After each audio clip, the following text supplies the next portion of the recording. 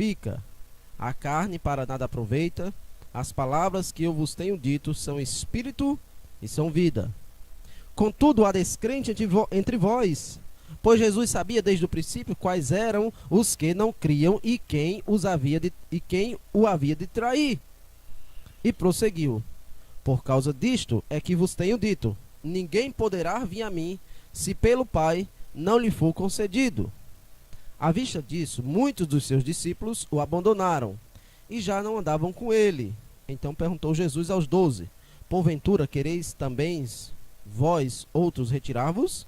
Respondeu-lhe Simão Pedro: Senhor, para quem iremos? Tu tens as palavras da vida eterna.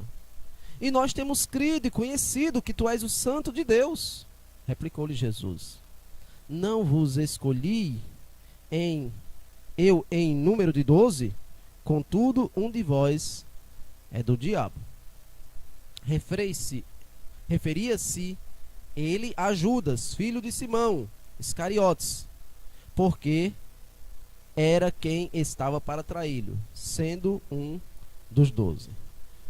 Senhor, mais uma vez pedimos a Ti que ilumine o coração daqueles que ouvirão e a boca daquele que falará. Ajuda o pastor Bruce, com clareza, trazer as verdades contidas nesse texto, para nos ensinar e para termos um bom proveito da Tua palavra. Te oramos em nome de Jesus. Amém.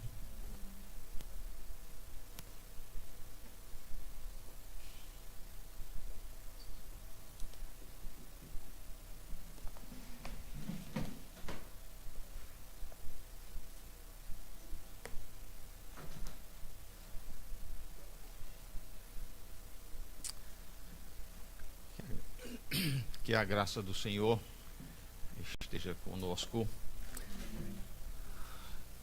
Quando um homem, um agricultor, faz um plantio de feijão, ele o faz na esperança de uma boa colheita. Um homem que cuida de uma vaca, ele o faz na esperança de ter leite para beber, nascer um bezerro novo para ir multiplicando e crescendo a raça. E semelhantemente, quando Jesus semeia a sua palavra, ele o faz na esperança de colher uma safra, colher bons frutos pelo seu trabalho. Neste texto que nós estamos examinando, a gente vem examinando em João capítulo 6, e hoje, Deus permitindo, vamos concluir esse capítulo. Nós vamos ver que muitas vezes aquilo que prometia tanto não produz. Nós vamos ver aqui a tristeza de Jesus com pessoas que o seguiram por algum tempo e depois o abandonaram. Aliás, você que é um discípulo de Jesus Cristo e semeia a sua palavra, com certeza esta é a sua experiência também. Você espera, semeando a palavra, colher bons frutos, mas a verdade é que muitas vezes não produz o fruto que a gente esperava. Com isto em mente, vamos olhar o nosso texto bíblico, mas antes de começar a expor o texto a partir do versículo 52, nós precisamos lembrar que no começo do capítulo, em capítulo 6, e versículo 2, diz: seguia-o numerosa multidão. Tinha uma multidão lá seguindo a Cristo, e Deus até nos revela porque estavam seguindo Ele. Porque tinham visto os sinais que Ele fazia na cura dos enfermos. Eram impressionados pelo espetacular do sobrenatural, as curas. Além disto, multidão tende a atrair multidão. Uma das coisas que a gente enfrenta no início de uma igreja é a dificuldade, porque pessoas acham que é tão pequeno, não acontece nada lá. Uma multidão tende a ser atraído por uma multidão. E lá, Jesus fez outro milagre, da qual participaram estas pessoas, quando ele pegou 5 pães e 2 peixinhos, não grandões, né? Peixinhos, e deu de comer com estes 5.000 só do sexo masculino, além das mulheres e crianças. E com isto, eles decidiram, esse aqui é o rei de primeira. Vamos proclamá-lo rei. Querendo com isto que todas as suas necessidades de saúde e de alimento fossem supridos, sem ter que sofrer mais doença, sem ter que trabalhar, e além disto, ele os libertaria então dos romanos. Mas Jesus não aceitou ser feito rei, não era o tempo. Ele é o rei dos reis e senhor dos senhores, diz em Apocalipse. Mas não chegou o tempo ainda para ele reinar aqui na terra. Depois nós vimos ele enviando os seus apóstolos, mesmo contra a vontade deles, para atravessarem o mar. Ele subiu ao monte para orar, e depois de não uma hora ou poucos minutos, mas nós vimos que depois de talvez 10 ou até 12 horas é que ele vem ao encontro deles, que já estavam cansados, lutando contra o vento, passando a noite remando. E como nós dissemos quando vimos aquele texto, é duvidoso que estivessem dizendo, mas Jesus nos ama muito neste momento, diante da dificuldade em que eles se encontravam, ele mesmo tendo-os enviado para lá.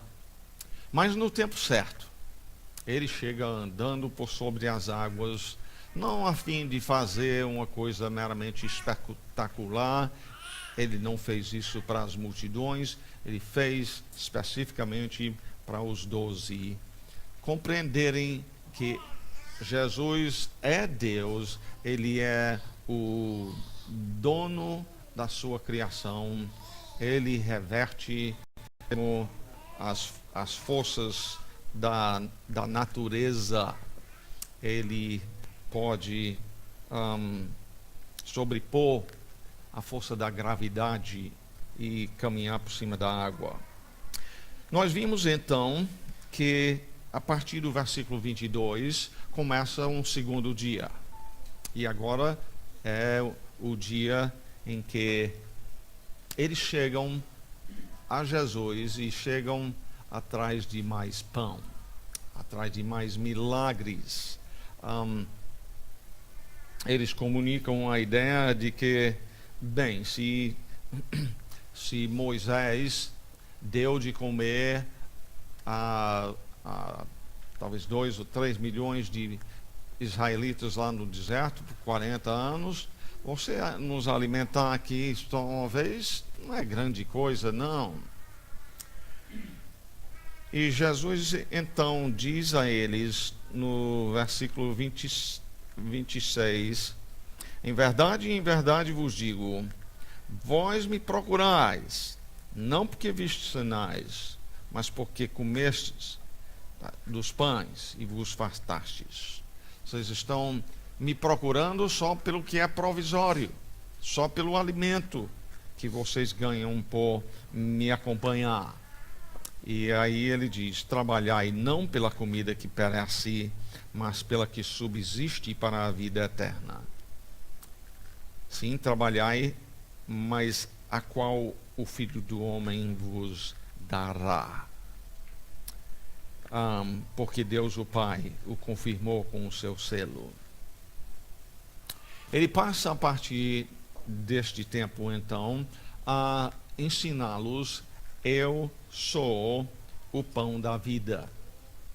Versículo 35: o que vem a mim jamais terá fome, e o que crê em mim jamais terá sede. Obviamente, neste contexto, não falando de fisicamente, mas falando da vida eterna que ele daria. E nós encontramos eles então murmurando sobre o que Jesus vinha dizendo no versículo 41, como discípulos falsos vivem a murmurar e reclamar, mas Jesus continua afirmando, por exemplo, no versículo 48, eu sou o pão da vida. Vossos pais comeram o maná no deserto e morreram. Este é o pão que desce do céu, para que todo que dele comer não pereça. A promessa que ele faz é algo que só Deus mesmo podia prometer. Então, no versículo 52, disputavam, pois, os judeus entre si, dizendo: como pode este dar-nos a comer a sua própria carne? Antes murmurando, agora disputando um com o outro. E, naturalmente, se eu estivesse aqui só dizendo para vocês, para ter vida eterna, vocês têm que comer a minha carne, vocês não estariam interessados em fazer isto e diriam: quem é você para poder fazer isto, não é? Mas nós temos aquilo que Jesus passa a dizer aqui.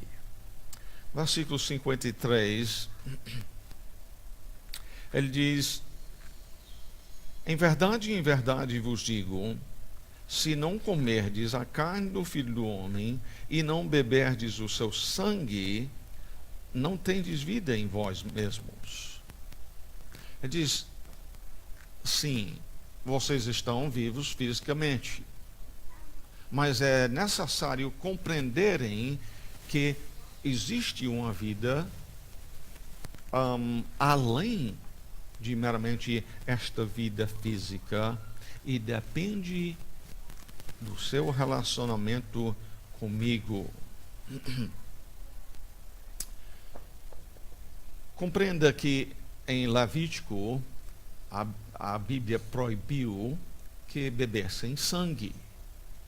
E aqui ele não somente está dizendo a eles: vocês precisam beber o meu sangue, mas comer a minha carne.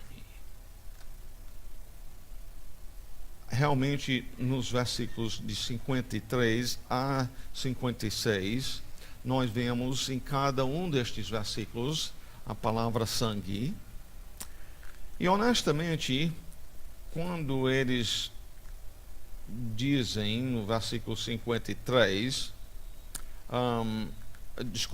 quando eles dizem: como pode este dar-nos a comer a sua própria carne, eu acho que se estivesse no lugar de Jesus, teria dito logo: vocês entenderam completamente errado o que eu queria dizer.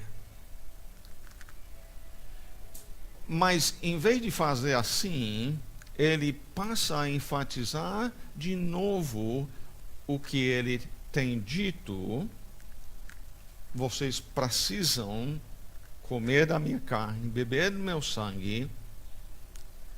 E só depois de repetir isto é que ele vai explicar o que eles não tinham compreendido. No versículo 54 diz: quem comer a minha carne e beber o meu sangue tem a vida eterna, e eu o ressuscitarei no último dia.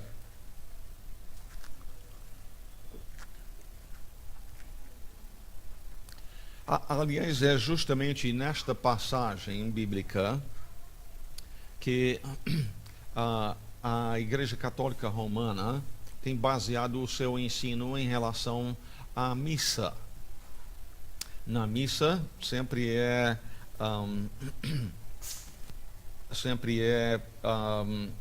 servido o que eles chamam de Eucaristia.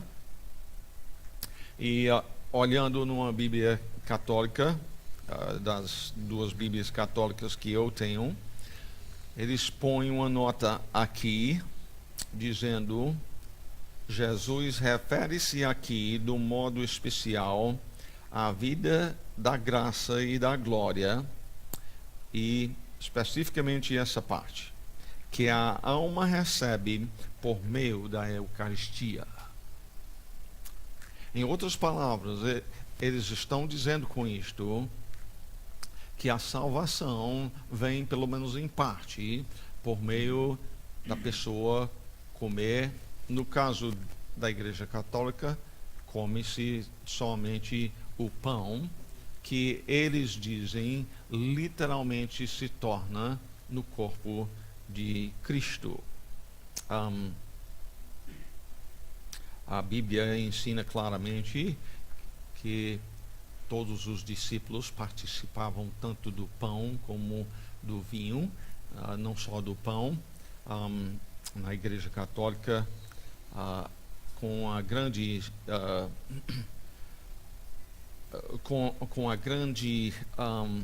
ênfase que eles dão quanto à Eucaristia, eles entendem que a salvação vem por meio de você comer aquele elemento que, segundo eles, com a bênção do Padre, então se torna literalmente o corpo e o sangue de Cristo.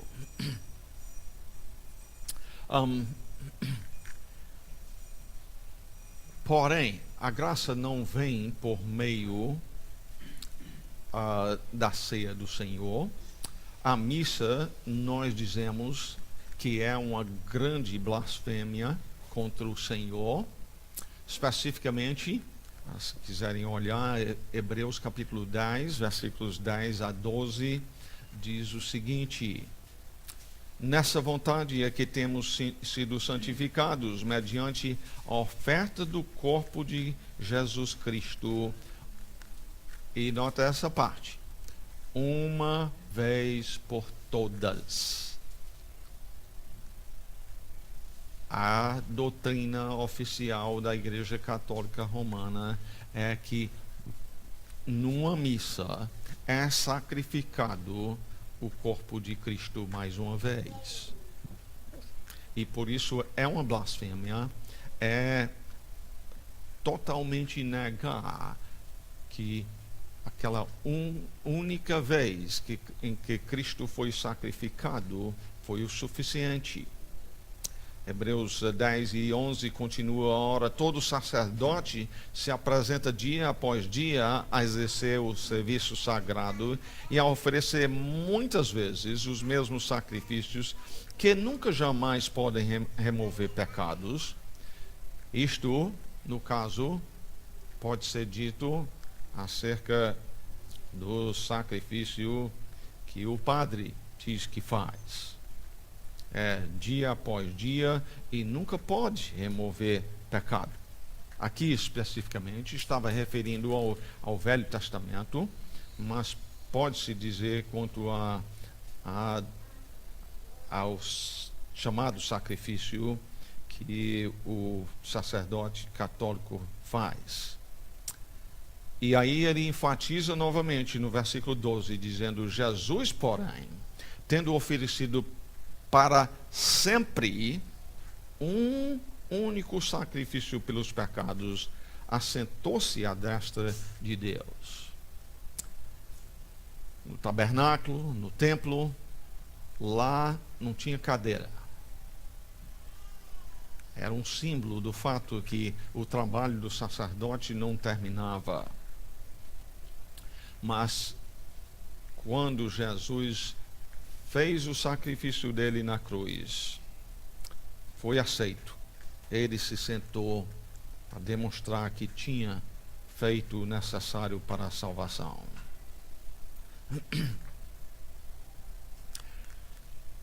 Este texto, então, voltando ao versículo 54 de João, onde diz: quem comer a minha carne e beber o meu sangue tem a vida eterna, e eu o ressuscitarei no último dia,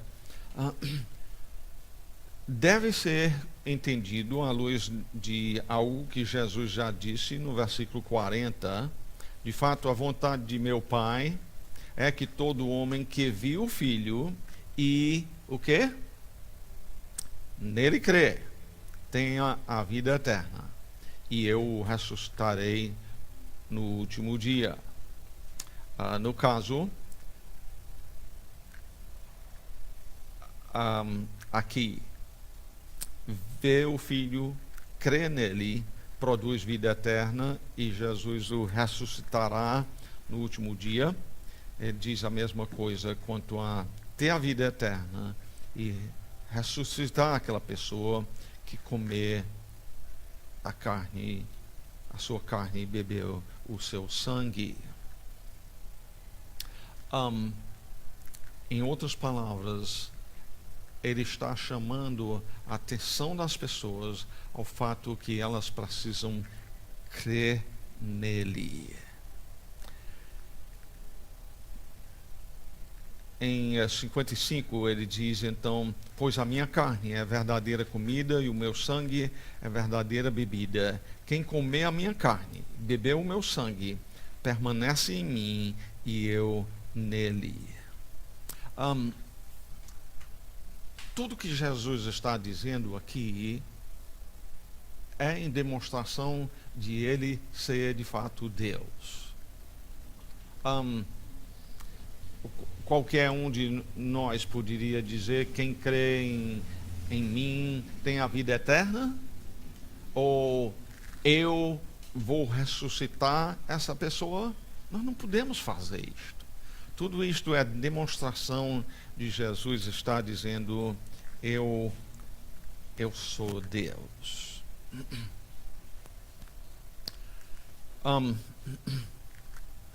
O resultado então de comer carne, a sua carne, e beber o seu sangue, no versículo 54, produziu a vida eterna, e aqui produz a permanência de Cristo.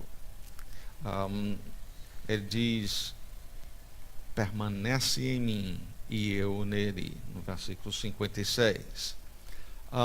Então, a vida eterna e Cristo permanecer na pessoa é a mesma coisa. É Cristo em mim que produz vida eterna. Jesus, com esta questão de falar da sua carne e do seu sangue, está realmente falando sobre a questão da sua morte. Ele está dizendo com isto: para você ser salvo, você precisa crer na morte de Cristo. No caso, Deus é justo, o salário do pecado é a morte, e diante disto, é só com a morte de Jesus Cristo que Deus poderia então perdoar ou justificar um pecador e ainda permanecer sendo justo. Deus não é injusto. Nenhum pecado passará sem ser punido. E vai ser punido ou sobre você, o pecador, ou então sobre o seu Filho Jesus Cristo. Só o arrependido do seu pecado e ao que crê na suficiência do sacrifício de Jesus Cristo, só estes então são os salvos. Em 57 ele continua dizendo: assim como o Pai que vive me enviou.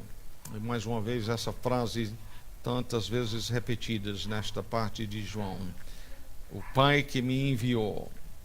Assim como o Pai que vive me enviou. Vive diferente dos ídolos que têm mãos e não podem apalpar ou ajudar. Tem olhos, mas não veem. Tem pés, mas não andam. Do contrário, Deus é o Deus vivo, Jesus diz. E igualmente eu vivo pelo Pai, também quem de mim se alimenta por mim viverá. Obviamente falando que existe uma vida que vocês que estão mortos nos seus delitos e pecados não têm. Ele está falando da vida espiritual, então, com isto. A vida está no Criador. Gênesis 2:7 diz: então formou o Senhor Deus ao homem do pó da terra. Ele soprou nas narinas o fogo de vida. E o homem passou a ser alma vivente.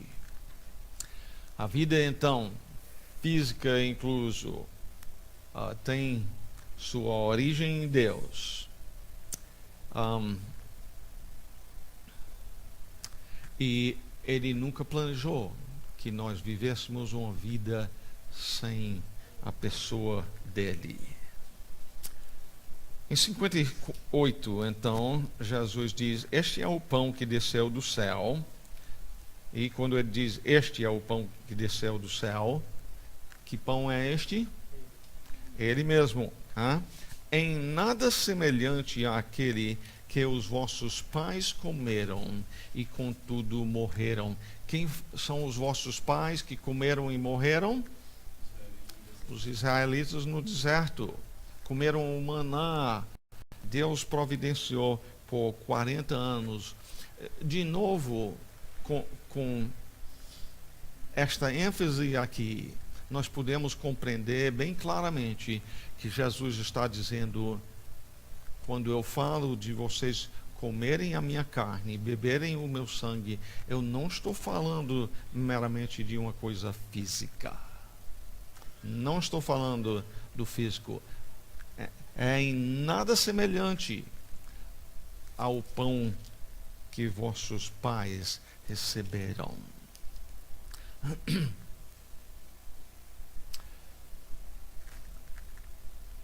Jesus então vem enfatizando que eles precisam de um pão diferente da que seus pais comeram.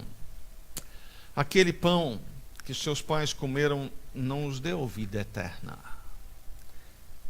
Realmente aqui Jesus deixa claro, ao dizer em nada semelhante, que eles têm errado ao entender o que ele disse fisicamente. Aqui então ele está corrigindo o pensamento errado deles. 59 diz então: estas coisas disse Jesus enquanto ensinava na sinagoga de Cafarnaum. Me lembro de estar naquele local. E aliás, daquele local até onde se acredita que Pedro morava e onde a sua sogra foi curada, não dá mais do que como daqui à esquina ali, o mercantil, não dá mais do que uns 100, 150 metros, não, é bem próximo. E Jesus então está lá na sinagoga sendo um local onde, segundo os judeus, tendo 10 homens naquela comunidade, então poderiam formar uma sinagoga onde reuniam para ler o Velho Testamento e discutir o significado desta palavra. E Jesus então está lá ensinando-os na sinagoga. É importante que a gente aqui insira os versículos que encontramos em Mateus capítulo 11. Seria bom vocês procurarem este texto. Não é um texto que a gente ouve muito usado, não. As palavras aqui, a mensagem é pesada, mas precisa ser ouvida.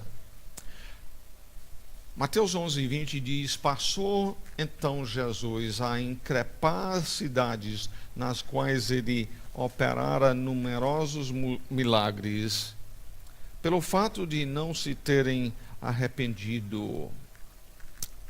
E a primeira é Corazim. Ai de ti, Corazim! Ai de ti, Betsaida! Porque se em Tiro e em Sidom se tivessem operado os milagres que em vós se fizeram, há muito que elas se teriam arrependido com pano de saco e cinza. Mas não foram operados estes milagres em Tiro e Sidom. E não se arrependeram. E contudo vos digo, no dia do juízo, Jesus fala em juízo, ele é o juiz de vivos e de mortos. Haverá menos rigor para Tiro e Sidom do que para vós outros. É tudo igual lá no inferno? Longe disto. Tem castigo maior para alguns. E logo em seguida, então, no versículo 23, Jesus diz: tu, Cafarnaum. É justamente onde estamos, lá em João, capítulo 6. Jesus ensinando na sinagoga em Cafarnaum: tu, Cafarnaum, elevar-te-ás porventura até o céu? Descerás até o inferno. Porque se em Sodoma se tivessem operado os milagres que em ti se fizeram, teria ela permanecido até o dia de hoje, 2000 anos mais tarde. Digo-vos, porém, que menos rigor haverá no dia do juízo para com a terra de Sodoma, uma cidade cheia de violência, da homossexualidade, de agressão uns aos outros. Cidade sobre a qual Deus derramou fogo do céu para destruí-la. Não pensemos que o pior lugar no inferno vai ser para estas pessoas, e sim, Jesus diz, vai ser pior para Cafarnaum. Cafarnaum, no caso, foi lá que mataram Jesus? Não. O que era o grande pecado deles?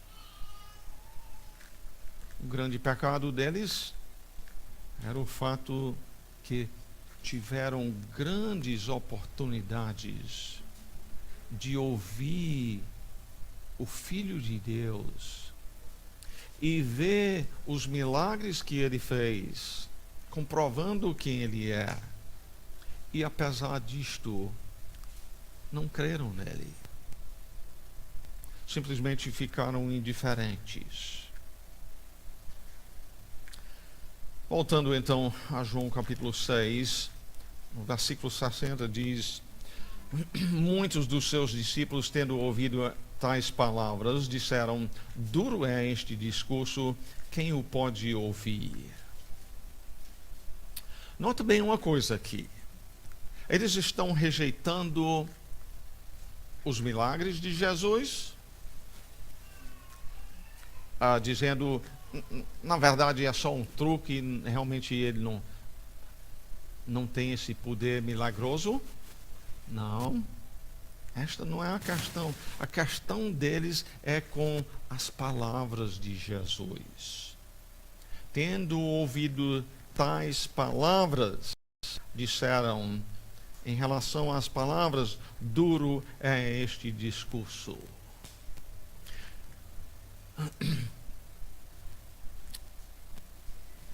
O que Jesus faz então? Mas Jesus, sabendo por si mesmo que eles murmuravam a respeito de suas palavras, interpelou-os: isto vos escandaliza? Precisamos compreender que o que o mundo precisa para serem salvos não são os milagres que Jesus realizou. Eles precisam das palavras. Pense, por exemplo, em Cornélio. Cornélio, um homem que a Bíblia descreve como um homem temente a Deus, um homem generoso, um líder, um homem de família. Toda a sua casa eram tementes a Deus. E chegou um anjo na casa dele dizendo: mande para tal e tal cidade para chamar Pedro. E chamar Pedro para quê?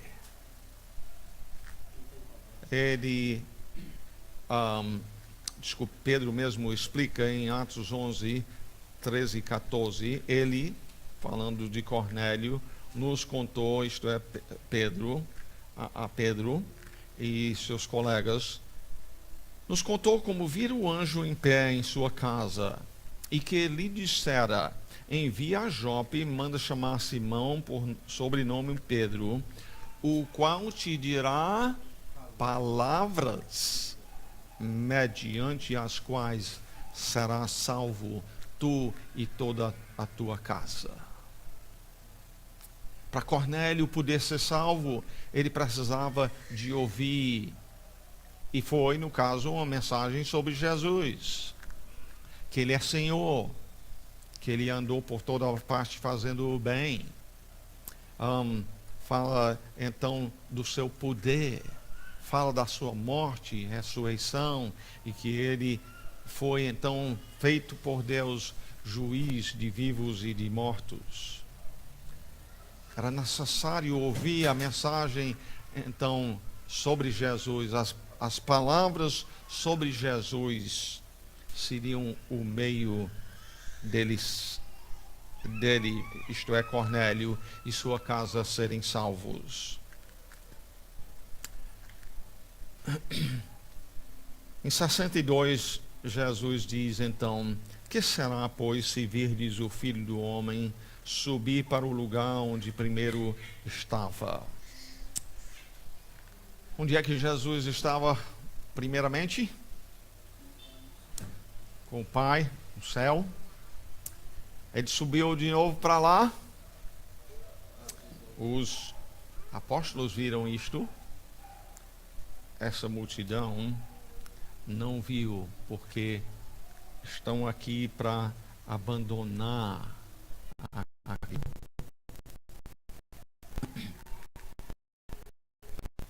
Cento e 103, então diz: o Espírito é o que vivifica, a carne para nada aproveita.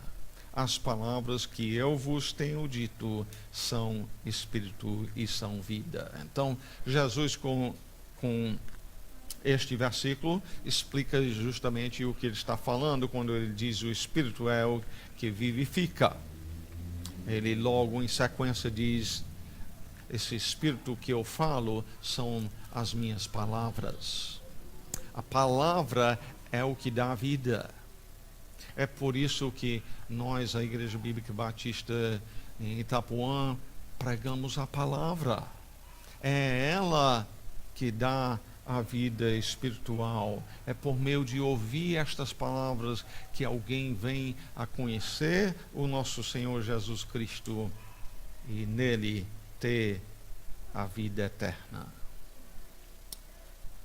Ele prossegue então dizendo: contudo, há descrentes entre vós, pois Jesus sabia desde o princípio quais eram os que não criam e quem o havia de trair. Como é que ele sabia quem cria e quem não? Aliás, você sabe? Eu sei? Não. Jesus sabia porque ele é Deus. Nota uma coisa interessante aqui, e toda a Escritura é inspirada por Deus, toda ela é importante para a nossa atenção. Diz aí, Jesus sabia quais. Quais é plural ou é singular? É plural. Então, aqui ele está falando meramente de Judas, de quem ele vai falar mais em breve. Não está falando meramente de Judas aqui. Ele está falando dos demais que não criam nele. Ele, no caso, não estava enganado com essa multidão de gente, talvez 20 a 30 mil pessoas seguindo a ele. Ele sabia que a maioria eram discípulos falsos. Ele sabia quais os que não criam e também quem o havia de trair, obviamente isto referindo a Judas. E prosseguiu: por causa disto é que vos tenho dito, ninguém poderá vir a mim, se pelo Pai não lhe for concedido. O que é isto aqui?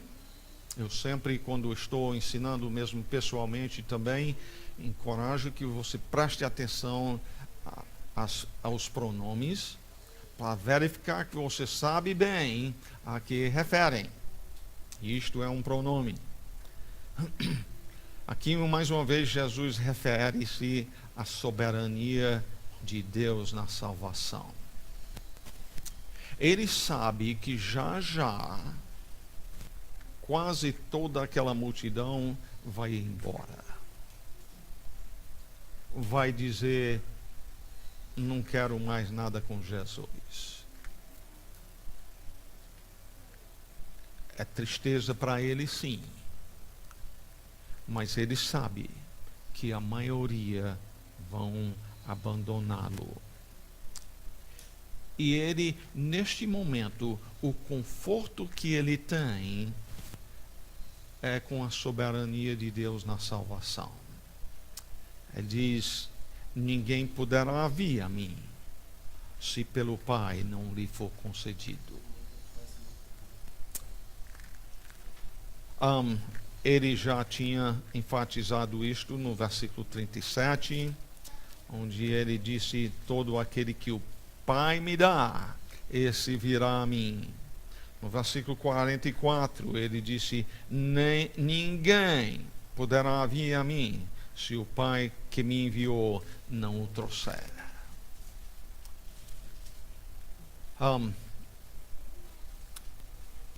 Se você tem semeado a palavra, procurando fazer discípulos, como ele nos ordenou a fazer, não sei, talvez alguém tenha desanimado a fazer isso, porque não tem visto o fruto que gostaria de ver. Lembre-se, sim, é nossa responsabilidade nos esforçar a conhecer bem o Evangelho, para que nós preguemos com clareza, é importante. E não somente uma vez, mas nós devemos continuar procurando progredir na nossa capacidade de transmitir o Evangelho. Mas importa muito que nós compreendamos que Deus pode usar um recém-convertido para transmitir a palavra e a pessoa ser salvo. e outra pessoa que já tem 50 anos de experiência em evangelizar, conhece muito bem o Evangelho. E ele apresenta o Evangelho e uma pessoa a rejeitar. E a diferença está naquilo que Jesus diz aqui.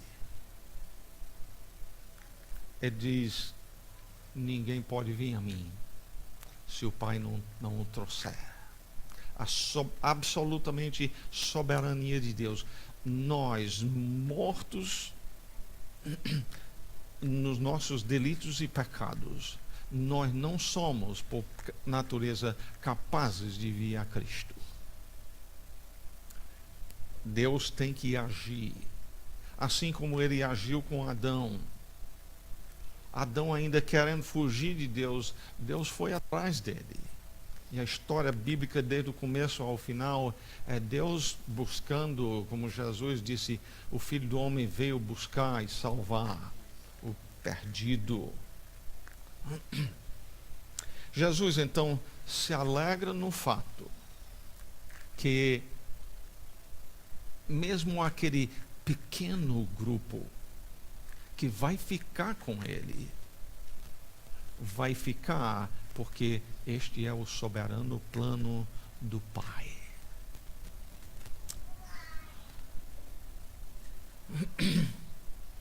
Qual é o resultado de Jesus dizer essas palavras?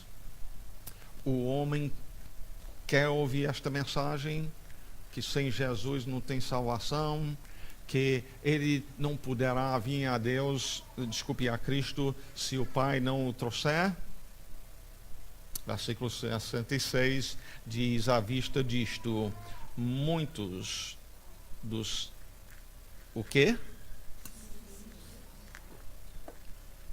Dos seus discípulos o abandonaram e já não andavam com ele. Nota bem, são chamados discípulos. É a Bíblia que diz, não é? Mas são discípulos falsos. São seguidores provisórios. É bem possível que nós tenhamos tais aqui hoje. Hoje o ser humano não é diferente do que era nos tempos de Jesus. Ele conhece o coração de cada um. Você é um que está achando essa palavra muito dura, como aqueles que então abandonaram a Cristo? Será que você vai abandoná-lo também? À vista disto, muitos, nota bem a palavra muitos. Jesus disse que muitos são os que entram pela porta larga e vão à perdição. São poucos os que acertam com a porta estreita. Muitos dos seus discípulos o abandonaram, e esse é um abandono final. Eles foram embora a partir daqui e já não andavam com ele. Foi o final.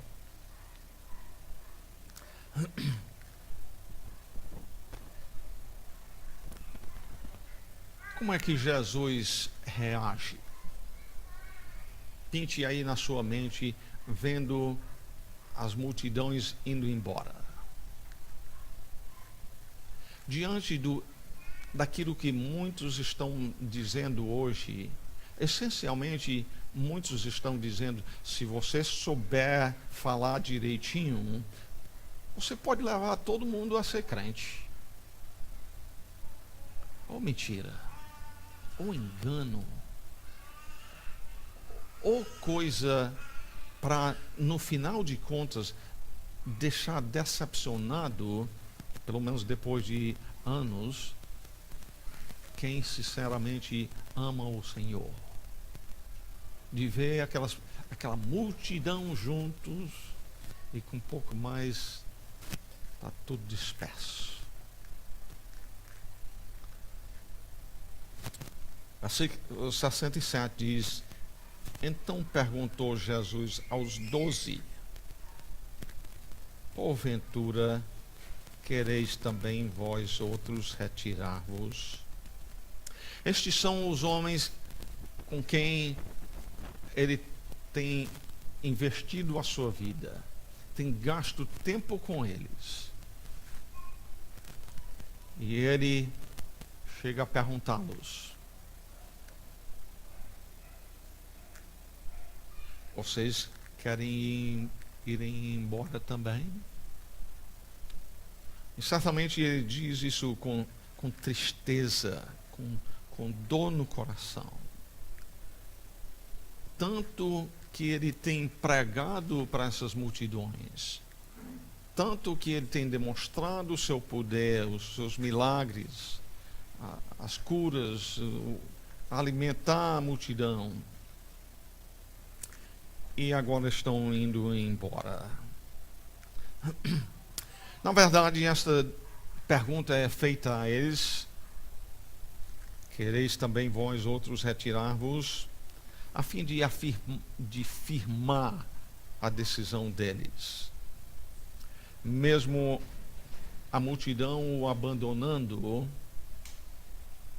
os 12 não vão abandoná-lo. Naturalmente, nós já vimos que Jesus sabia quem cria e quem não cria. Então, ele sabia que eles não iriam embora. Mas, como eu disse, ele quer que eles firmem a sua convicção. E Pedro, então, responde pelo grupo, no versículo 68, como é normal nas Escrituras: Senhor, para quem iremos? Está falando não somente de si mesmo, não é Senhor, para quem irei? Eu estou falando pelo grupo. Senhor, para quem iremos? Tu tens as palavras da vida eterna. Nota bem, de novo, e eu tenho enfatizado, de vez em quando nós estamos vendo aqui neste texto a referência às palavras. E Pedro diz: tu tens as palavras da vida eterna. E não somente que Jesus tem as palavras da vida eterna, ele diz: e nós temos crido. Aquilo que Jesus vem enfatizando que o povo precisa fazer. Que a multidão, no final de contas, creu nele em termos de estavam alegres e satisfeitos com tudo que ele fez, mas a mensagem dele, que sem ele não teriam a vida eterna. Tu tens as palavras da vida eterna, Pedro diz. Nós temos crido e conhecido o quê? Que tu és o Santo de Deus. Isaías, no Velho Testamento, muito enfatiza o fato da santidade de Deus. Santo, santo, santo. E os anjos anunciaram isto também na vinda de Cristo. Tu és o Santo de Deus, isento de todo pecado, que veio em tudo fazer a vontade do Pai, não falhou em nada. E Pedro diz então: tu tens as palavras da vida eterna, e nós temos crido e conhecido que tu és o Santo de Deus. Eles entenderam a coisa direito? Eu digo, os apóstolos entenderam, eles creram. Eles tinham sido aqueles que o Pai tinha trazido a Cristo.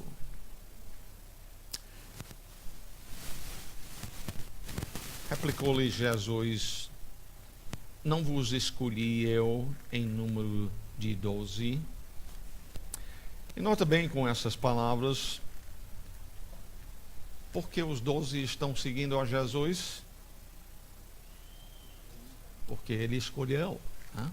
Ele diz: não vos escolhi eu em número de 12. Não são meramente voluntários. Eles seguem a Jesus porque ele disse: venha e me siga. Mas ele continua dizendo, e certamente com muita dor: contudo, um de vós é diabo. Note bem uma coisa importante aqui. Todos os discípulos falsos saíram neste dia? Não. Judas não saiu ainda neste dia, não.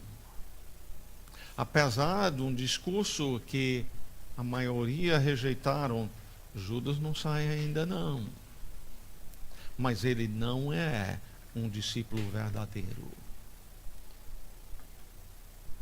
E Jesus essencialmente se dirige a ele quando diz: contudo, um de vós é diabo. João explica, referia-se ele a Judas, filho de Simão Iscariotes, porque era quem estava para traí-lo, sendo um dos 12. Jesus sabia quem era Judas desde quando o chamou para segui-lo.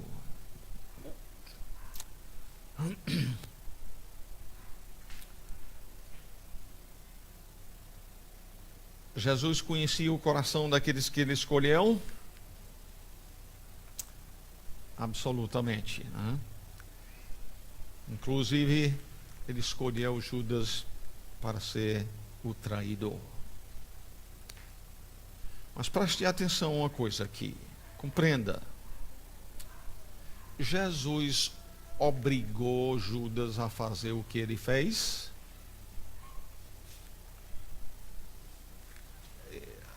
Sempre nas nossas mentes funciona algum conflito entre a soberania de Deus e a escolha do ser humano.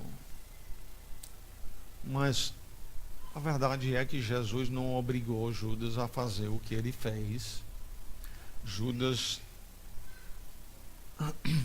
tendo as circunstâncias em que ele estava, ele escolheu aquilo que ele mais desejava.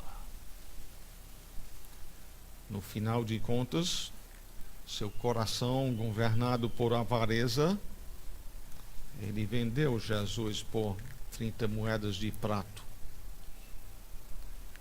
Ele desejava mais essas moedas de prata do que a Jesus, e o vendeu.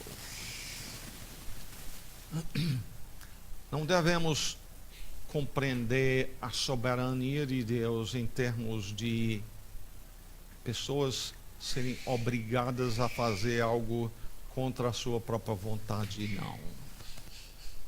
Cada um de nós faz aquilo que a gente mais deseja. Se você, por exemplo, só para ilustrar isto, se um assaltante vem com um revólver aqui ou na cabeça e diz: me dê cá o celular, ou senão eu te mato, você vai dar o celular para ele? Vai. E você diz: mas eu não queria dar o meu celular para ele. Não fiz o que eu desejava. Bem, dentro daquela situação, você desejava mais viver do que ter o celular, não é? Ainda fez a sua escolha.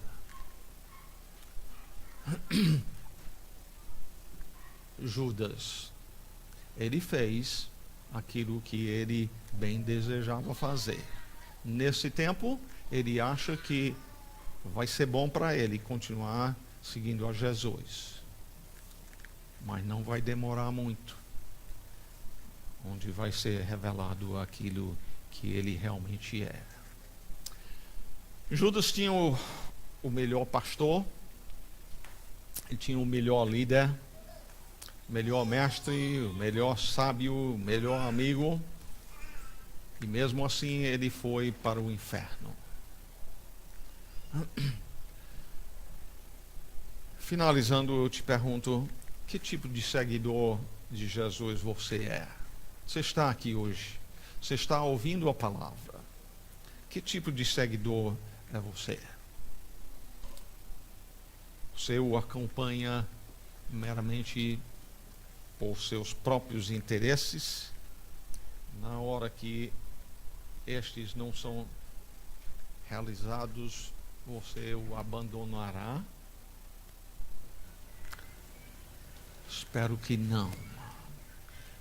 É muitíssimo sério o que estamos falando aqui. Lembre-se que em Mateus nós vimos que o inferno vai ser pior. Não é necessariamente para aquele assassino que matou muita gente, ou traficante, ou homossexual, ou prostituta. O inferno vai ser pior para aqueles que tiveram imensa oportunidade de ouvir o Evangelho e talvez até seguido a Cristo por algum tempo, mas o abandonam. Espero que você seja um que de coração creu no Senhor. Mais uma aplicação que nós devemos fazer também é este. Lembre-se de Jesus. Você está semeando a palavra, você está se esforçando por fazer discípulos. Você tem desanimado com isto, talvez desistido porque não vê o fruto que esperava ver. O agricultor planta o feijão para colher uma boa safra, né? E é lógico que nós desejamos ver os frutos que honram e glorificam ao Senhor. Mas se tem desanimado,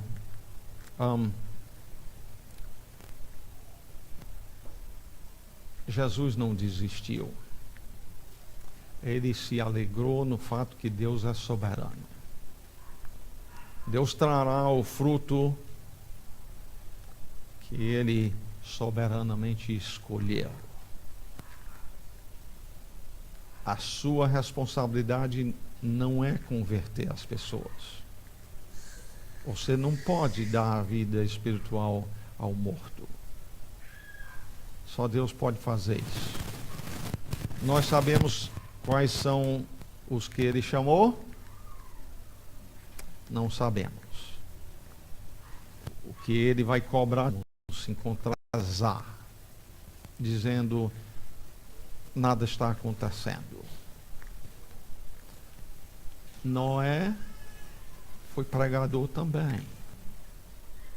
Durante 120 anos. Quantos convertidos? A esposa, 3 filhos, 3 noras. Não é uma média muito grande, não. Dá uns, mais ou menos um cada 17 anos. Não é muita coisa, não. É porque Noé foi infiel? Não. Foi o plano soberano do Senhor. Que Ele nos encontre sendo fiéis. Não desanime de fazer discípulos. Leve a palavra. A palavra é poderosa para salvar. Obrigado, ó Pai, por nosso tempo, mais uma vez, aqui na Tua palavra.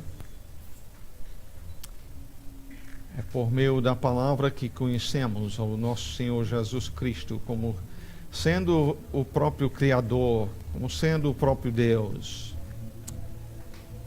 Muito obrigado pelas oportunidades que Tu nos dás, Senhor, de sermos Teus servos a transmitir a Tua palavra. Muito obrigado pelas vidas que foram alcançadas por meio da Tua palavra, ó Pai, e que nós sejamos alimentados por meio da palavra neste dia, para que nós possamos fazer discípulos. Sim, aqui em Itapuã.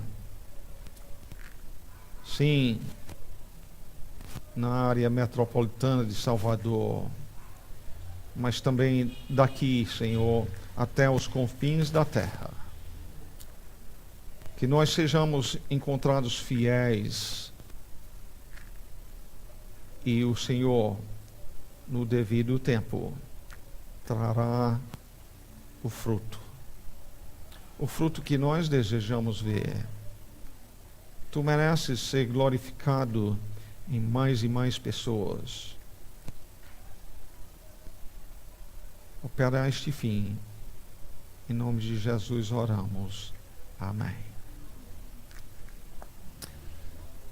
Eu só dizer em conclusão que foi muito bom ver um bom grupo de vocês chegarem cedo hoje, não somente para ajudar na organização das coisas, mas também para preparar o seu próprio coração para cultuar o Senhor.